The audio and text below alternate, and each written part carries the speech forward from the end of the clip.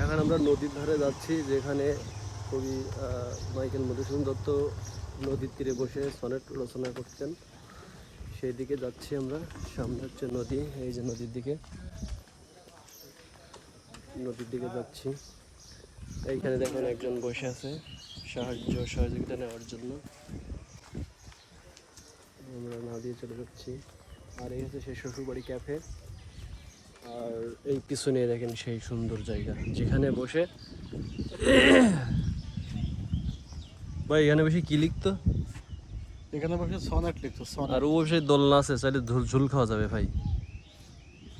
আর হচ্ছে সে বাঁশের পোল, ওইবার হচ্ছে জয়নগর ধাইন্দি না ধান্দিয়া বলে যেন, ওইবারে লোকজন এইবারটা আসে, এই জন্য হচ্ছে এই রাস্তায়। আর এ হচ্ছে গোলঘর, আপনারা অনেকেই চেনেন, যে গোলঘরে বসে এই যে বিড়ি, আইসক্রিম, সিগারেট মানুষ খায়। আর এইখানে বসে মানুষ বিকালের হাওয়া খায়। আমরা যাচ্ছি এখন ওই দোলখাতি। আর এই হচ্ছে শ্বশুরবাড়ি ক্যাফে।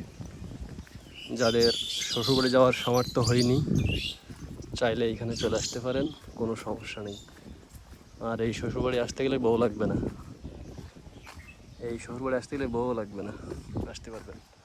আর এই হচ্ছে দোলনা, দেখা যাক ভাই এখন দোল খাওয়ার চেষ্টা করতেছে, দেখা যাক পারে কিনা। তবে এইটা হচ্ছে অনেক রিস্কি, এই যেটা দেশে বর্ষায় পানি উঠেছে যখন, অনেক রিস্কি উঠতে গেলে।